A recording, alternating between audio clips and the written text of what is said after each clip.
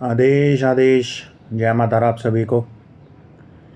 तो आज मैं आप लोगों के समक्ष एक बहुत ही इंटरेस्टिंग सा लोगों के क्वेश्चन का आंसर देने वाला हूँ, क्योंकि सबसे ज़्यादा सवाल यही था कि लोग जाप छोड़ देते हैं या जप करते हैं, कोई साधना कर रहे होते हैं, तो वो जब बीच में अधूरा छूट जाता है तो क्या उनको उसका फल मिलता है या नहीं मिलता, या वो परेशान हो जाते हैं। तो चलिए शुरुआत करते हैं इस वीडियो की। तो शुरुआत करते हैं, क्या होता है जब जप को अधूरा छोड़ा जाता है। मान लीजिए आपने कोई साधना स्टार्ट करी या कोई भी कवच स्टार्ट किया, या आपने कोई भी हनुमान चालीसा का पाठ स्टार्ट किया साधना स्वरूप, ठीक है। साधना स्वरूप हो या नॉर्मल, मतलब आपने कोई संकल्प नहीं लिया, लेकिन आपने अपने मन में कर लिया कि मैं 100 पाठ करूँगा, 108 पाठ करूँगा। लेकिन क्या होता है जब आप करने बैठते हो तो धरातल पे जो स्थितियाँ होती हैं वो अलग हो जाती हैं। आपके साथ कुछ ना कुछ ऐसा घटित हो जाता है कि वो जाप जो है बीच में छूट जाता है, या वो साधना जो है बीच में छूट जाती है।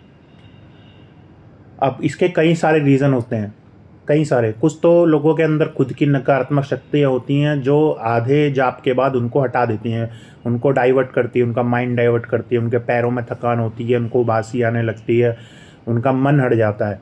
या तो वो क्या होता है, वो नकारात्मक शक्ति आपके अंदर जो मौजूद होती है वो आपको करने नहीं देती, ठीक है। दूसरा कारण क्या है कि आपको अनुभव, और अनुभव के बाद जब अनुभूति की स्टेज आती है उस टाइम पे आप छोड़ जाते हो। यानी आपने कोई साधना करी, अप्सरा की, यक्षिणी की, किसी की साधना आप कर रहे हो, लेकिन जैसे ही आप उसके करीब पहुँचते हो, उससे पहले आपको 2-3 दिन में आपको अनुभव स्टार्ट हो जाएंगे। अगर किसी गुरु ने आपको साधना दी है तो अनुभव निश्चित है होंगे। लेकिन अनुभव के बाद आती है अनुभूति, जो ऐसा लगता है कि आपके साथ लाइव हो रहा है, आपके साथ ऐसा लगेगा कि रियल में कोई चीज़ है, आपके आमने सामने आपके साथ कुछ है। तो जो अनुभूति होने लगती है, लोग डर के मारे उस साधना को छोड़ देते हैं।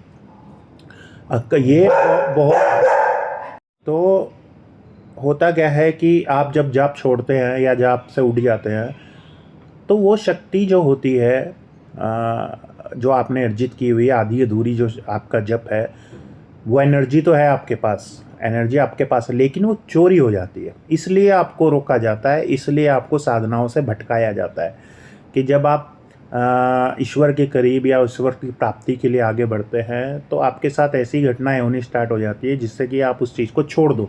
वो किस लिए? क्योंकि धरती पे बहुत सारी शक्तियां हैं जो विचरती हैं।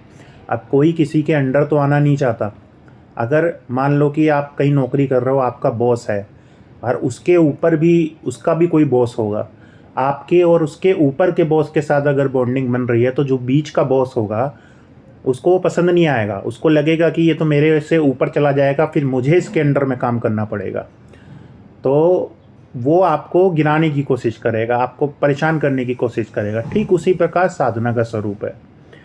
आपकी जो शक्तियाँ जो धरती पे हैं वो आपको उस साधना को करने से रोकेंगी, और उसका एक मकसद भी होता है कि जैसे ही आपने अधूरा जाप छोड़ा, उस अधूरा जाप का पूरी जो ऊर्जा है, पूरी ऊर्जा है, क्योंकि वो निश्चित नहीं होती, वो आपके शरीर में कहीं भी स्थान में केंद्रित नहीं होती, वो फैली हुई होती है, अनियंत्रित होती है। उसको वो शक्ति हासिल करने की कोशिश करती है। इसलिए लोगों को कभी कभी अधूरे जाप के बाद से बहुत सारी पीड़ाएं, बहुत सारे कष्ट झेलने पड़ते हैं, क्योंकि वो एनर्जी उस जो यहाँ की एनर्जी है, चाहे वो पॉजिटिव हो चाहे वो नेगेटिव हो, दोनों शक्तियाँ इसके पीछे पड़ जाती हैं, दोनों ही इसको लेने की कोशिश करती हैं। जब वो लेने की कोशिश करती है तो आपके साथ कई प्रकार की घटनाएं घटने लगती हैं। आप परेशान होने लगते हो, आर्थिक लाभ, आर्थिक हानि, सब कुछ आपके खिलाफ होने लगता है। तो कभी भी जब भी आप बीच में जाप छोड़ें या बीच में आपको जाप छोड़ने की ऐसी कंडीशन बन जाए तो उसका एक उपाय है, वो आने वाली वीडियो में आपको बताऊंगा कि अगर आपका जाप छूट जाता है तो उसका उपाय कैसे करें, ताकि ये जो आपकी आधी शक्ति आपने अर्जित की है वो तो बेकार ही है आपकी, क्योंकि वो अनियंत्रित है। आप हमेशा किसी न किसी के ओरा में जाके आप परेशान हो जाओगे। तो ये होता है जाप के बाद। अगर आप कभी भी अधूरा जाप ना छोड़ें। अगर छूट जाता है तो अगली वीडियो में बताऊंगा कि उस अधूरे जाप को कैसे रिकवर करते हैं। तब तक आदेश। जय माता राम।